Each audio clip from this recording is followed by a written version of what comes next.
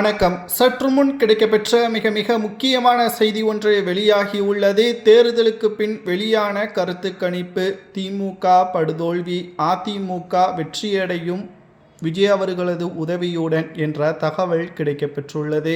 நண்பர்களே, இந்த வீடியோவிற்கு ஒரே ஒரு லைக் மற்றும் சப்ஸ்கிரைப் பண்ணுங்க. தேர்தலுக்கு முன்பாக பல ஊடகங்கள், கிட்டத்தட்ட 10ற்கு மேற்பட்ட ஊடகங்கள் திமுக தான் வெற்றியடையும் என்று கூறி வந்தார்கள். நாம் கூறியிருந்தோம், இது திமுகவின் செயல்பாடுதான், திமுக பணத்தை கொடுத்துதான் இப்படிப்பட்ட கருத்து கணிப்புகளை வெளியிட்டு வருகிறது என்பதை நாம் ஏற்கனவே பதிவு செய்திருந்தோம். தற்பொழுது தேர்தலுக்கு பிறகு உண்மையான கருத்து கணிப்பு வெளியாகி உள்ளது. தமிழ்நாட்டில் இதுவரை அல்லாத ஒரு வாக்கு சதவீதம் 85% பதிவாகியுள்ளது.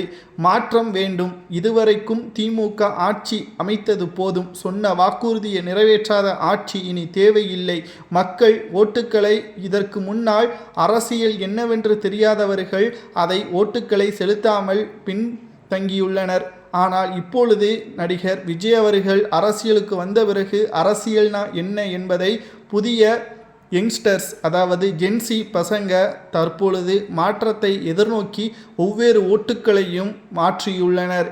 இதனால் தற்பொழுது ஸ்டாலின் அவர்கள் அதிர்ச்சி அடைந்துள்ளார். ஏனென்றால் 234 தொகுதிகளில் 118 தொகுதிகளை வெற்றியடைந்தால் மட்டும்தான், தனி பெரும்பான்மையுடன் திமுக வெற்றியடைந்தால் மட்டும்தான் ஆட்சி அமைக்க முடியும். ஆனால் திமுக இந்த முறை தனி பெரும்பான்மையோ கூட்டணிகளது ஆதரவோ நிச்சயமாக வருவது சாத்தியமே கிடையாது. அதேபோல்தான் அதிமுகவும். ஆனால் அதிமுக வெற்றியடைவதற்கு சில வாய்ப்புகள் இருக்கிறது. அது எப்படி தெரியுமா?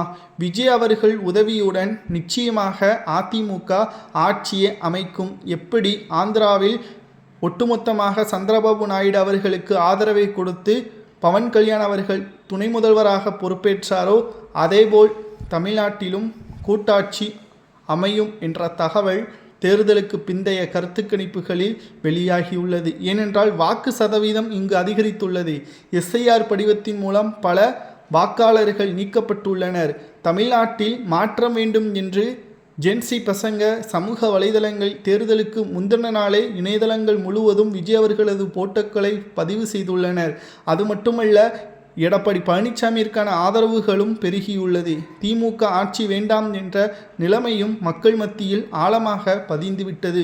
ஒருவேளை திமுக வெற்றியடைய வேண்டும் என்றால் அதிமுக பல இடங்களில் தோல்வியடைந்தால்தான் நடக்கும். இல்லை என்றால் திமுக படுதோல்வியை தழுவும் என்ற தகவல் சமூக வலைதளங்களில் கூறப்படுகிறது.